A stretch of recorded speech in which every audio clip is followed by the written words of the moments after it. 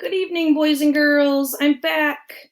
We left off on chapter 14 with the question of who would possibly help Roz run away from the farm? Well, chapter 15 may give us a clue. The title of chapter 15 is The Children. As time rolled by, Roz was less and less of Mr. Sharif. As time rolled by, Roz saw less and less of Mr. Sharif, but she saw more and more of the children. They were shy at first. The robot might look up from the pasture and see Jad peeking around the corner of the barn, or see Jaya spying from the branches of a tree. But the children were growing bolder, and then one day, Roz marched into the workshop and heard giggling.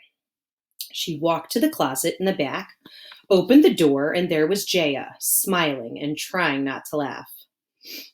"I'm hiding from my brother," whispered the girl. "Close the door." The robot closed the door. A minute later, Jad ran in, flushed and out of breath.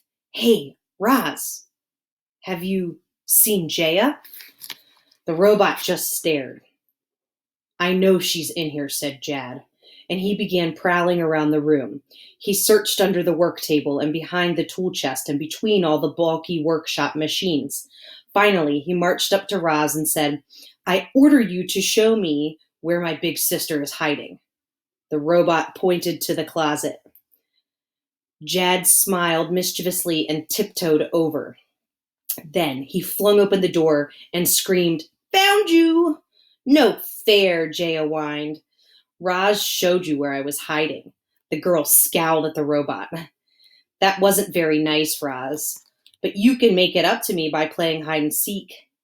Count to 100 and then try to find my brother and me." "Okay." There was a brief pause. The robot said, "Okay." Jaya and Jad squealed with delight and scampered out the door as Roz started counting. The robot's sensitive ears listened carefully to the children outside. She heard quick footsteps crunching across the driveway. She heard a giggle and the sounds of tree branches shaking. She heard a grunt and the sounds of hay bales being shoved aside. When the robot finished counting, it took her exactly 5 seconds to find Jaya up in a tree.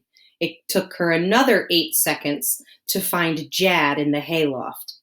"Wow, Roz is really good at seeking," said Jad as he picked hay from his hair.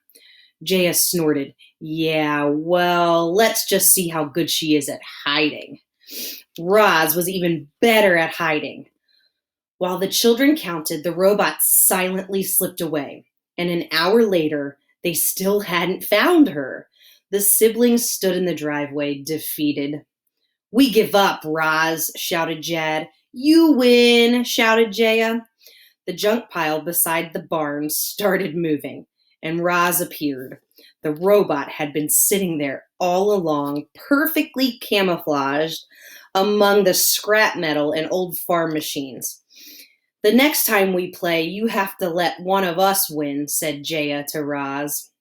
And the next time they played, Roz did. The robot enjoyed having the children around.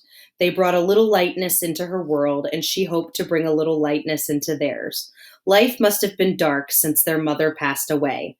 However, Roz had another reason for wanting the children around.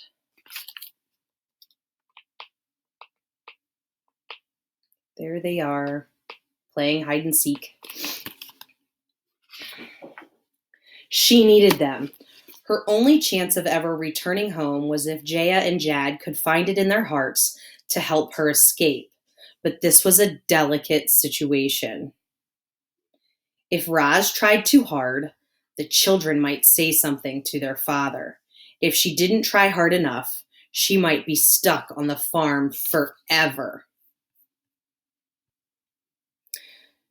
Tell me one or two important events that happened during this part of the story titled The Children. Thanks. See you soon over Seesaw.